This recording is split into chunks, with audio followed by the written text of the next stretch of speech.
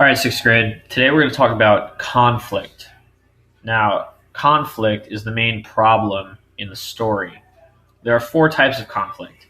There's man versus nature, man versus self, and man versus society.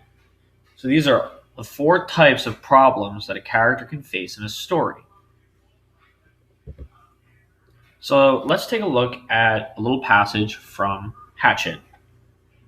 It says, with it, talking about the sun, came some warmth, small bits of it at first, and with the heat came clouds of insects, thick, swarming hordes of mosquitoes that flocked to his body, made a living coat on his exposed skin, clogged his nostrils when he inhaled, poured into his mouth when he opened it to take a breath.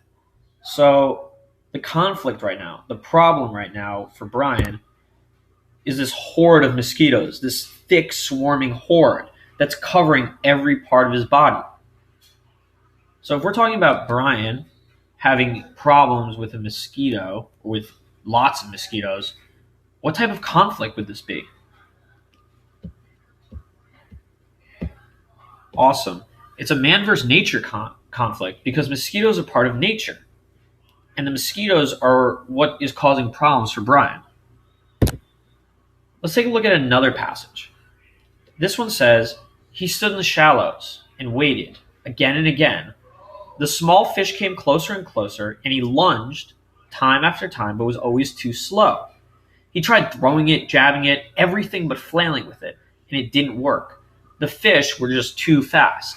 So here we have Brian, and the main conflict for Brian right now, the main problem, is that he's too slow. He's too slow to catch these fish. The fish are faster than him. So we have Brian against fish. So again, what type of conflict would that be? Awesome. So this is another man versus nature conflict because it's Brian versus fish.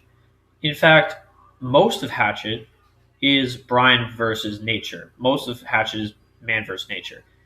We will see some man versus man and some man versus self in the future of the novel. We had some man versus self earlier in the novel.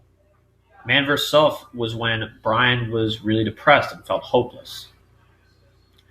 Okay, so let's start practicing now. Great job, sixth grade.